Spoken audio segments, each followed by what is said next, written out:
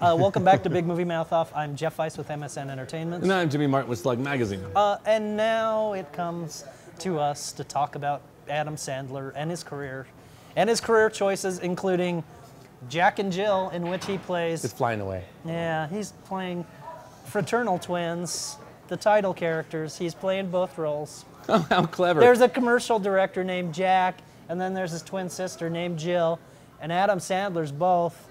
And Adam,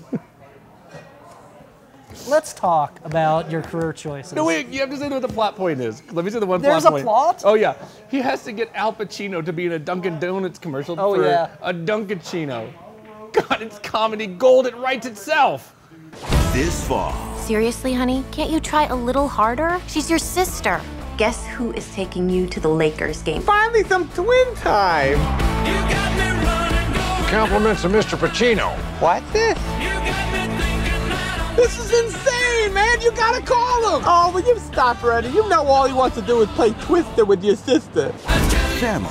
Daddy, you know how to jump rope? We were the Double Dutch Kings. Wow! Is forever. I crave this. Family time. Please don't destroy my pool.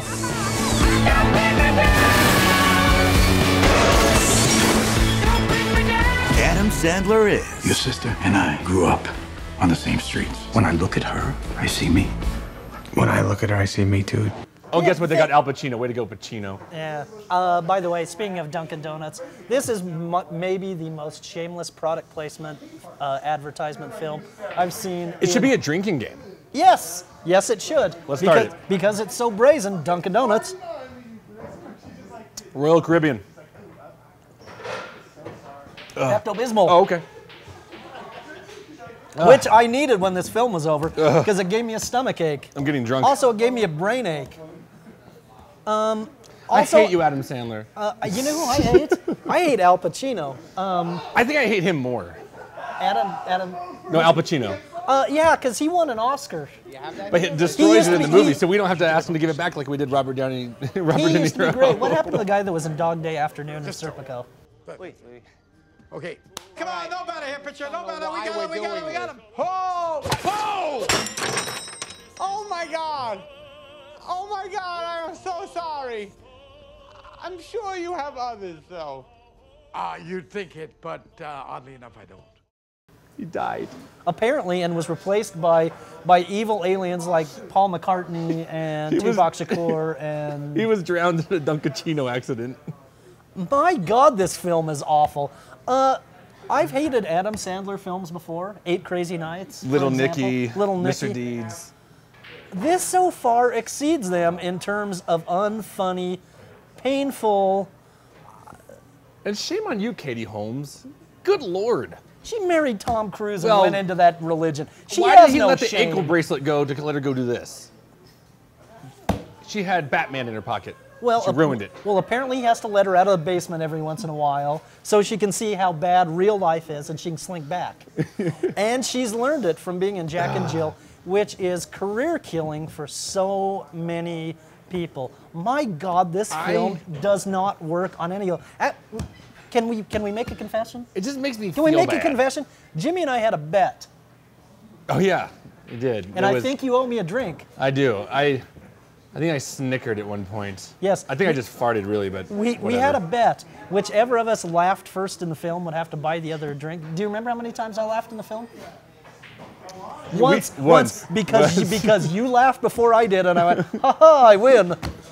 But I also think it was a smart aleck remark that I made, too. I never laughed once in this god-awful film, which, by the way, you might remember that I hated Little Fockers. I think this is the new Little Fockers. I think I might hate Jack and Jill more than I hated Little Fockers. It is so painfully awful.